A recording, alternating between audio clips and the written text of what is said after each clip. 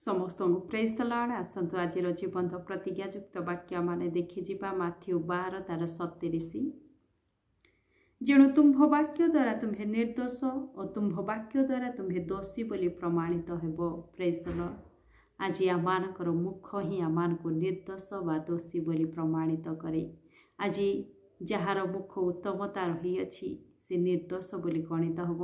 Jar मुखरे आज भी अधर्म रही अछि अपवित्रता रही अछि से दोषी बोली गणित हेब। परमेश्वर वाक्य लूक 6:43, 44, 45 रे परमेश्वर वाक्य लिखा जाए गोटे उत्तम वृक्ष केवल उत्तम फल ही फली पारिबो आ मंद वृक्ष मंद फल फलिबो बोली। आसंतु आमारे परमेश्वर वाक्य देखि जिबा। कारण एपरि कौनसी भल गछ नाही जहाँकि मंद फल फले, अन्य पक्षरे एपरि कौनसी मंद गछ नाही जहाँकि भल फल फले। कारण प्रत्येक गछ निजर फल द्वारा चिन्हा जाए। कंटा गछरु तो लोक माने डिंबुरी तोड़ती नहीं, किंबा कंटा बुदारु द्राक्षा फल तोड़ती नहीं।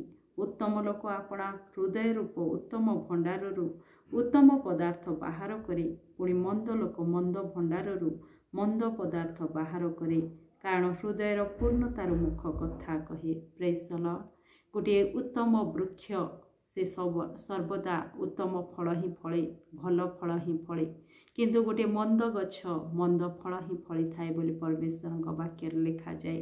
आउ जो मंद गछ केबे मध्य से द्राक्षा फल दिए नाही बा डिंबुरी दिए नाही, ताठारे से मंदता ही फल फली थाए। से कंटार गछ होई थाए जदि से कंटा फल ही दे थाए बोली परमेश्वर वाक्य लिखा जाए।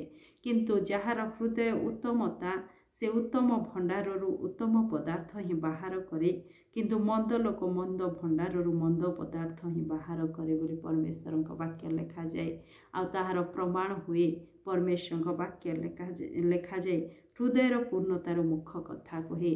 आज आमानक हृदय मध्य जहाँ अच्छी आमानकर मुख ताहा ही प्रकाश करिबो। आज आमानक हृदय को आमाने परिष्कृत जदि करिअछु, आमानकर मुख द्वारा पवित्रतार कथा ही बाहरिबो, उत्तमतार कथा ही बाहरिबो।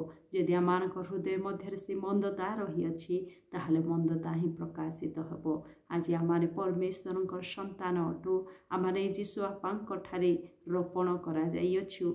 आमाने ताहांकर से वृक्षरे संलग्न होइअछु। आमाने उत्तम फल फलिबा, उत्तमता ही आमानक मध्य प्रकाशित हेबा दरकार। परमेश्वर वाक्य रोमियो 11:17 और 16 रे लिखा जाए। किंतु जदि केतेक शाखा उच्छिन्न हैला और तुम्हे वन्य जित वृक्षर शाखा हेले हैं से सबु मध्य कलम करागल, पुणी सेमानक सहित जित वृक्ष मूलर रसर अंशी हेल। आज आमाने जित वृक्ष शाखा परी हेथिलु, किंतु आज आमाने कलम करा जाइअछु यीशुंक ठारे। आउ से पवित्र यीशु आपा आमानकु तांकर पवित्रतारे पवित्र करिअछंती।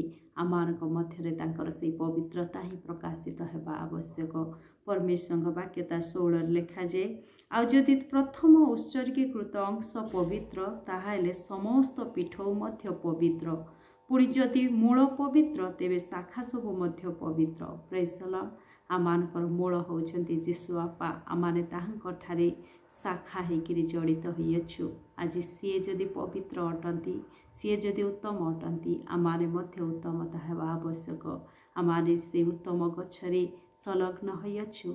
आमाने उत्तम फल फलिबा, आमाने गोटे निर्दोष जीवन काटिबा। प्रभु वाक्य द्वारा मते आपनको आशीर्वाद।